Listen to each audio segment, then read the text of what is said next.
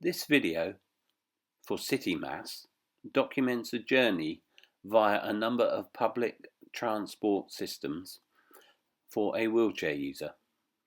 The journey started at Brentford railway station. As you can see, there are lifts to both platforms.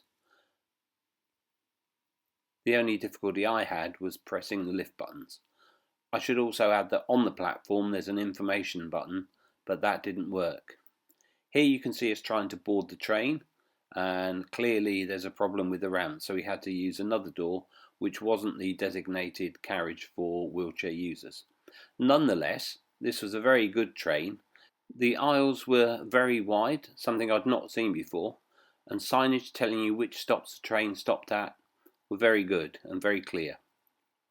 Arriving at Waterloo, you can see the ramp was ready, and I must admit that although I've read horror stories about people being left on and off trains, I've not had any problems. So from Waterloo we made our way to catch a bus to Victoria. Here you can see the bus arriving, and we'll see that the bus parks nicely. The driver's aware that I want to get on the bus, and so from the middle of the bus the doors will open. The ramp comes out and I'm the first to board the bus. As you can see, it's quite a tight turning circle.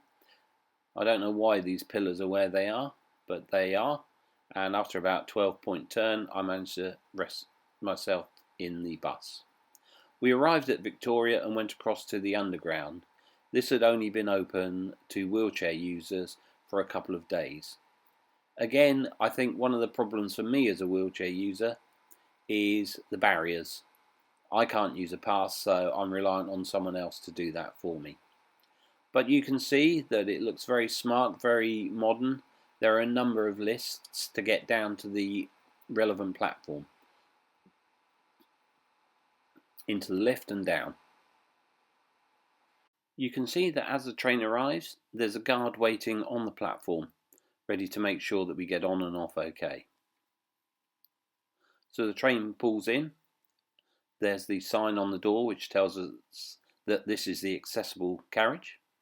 We have to wait for people to get off. The guard is helping with the door. Because of the gap, I tend to go on the train backwards because the sturdier back wheels are much easier. So we're on the journey, and as we arrive at our destination, again I'll go off backwards. Rather than have the small wheels disappear down the very small gap, I'll have the back wheels, which don't bend, go straight off the tube.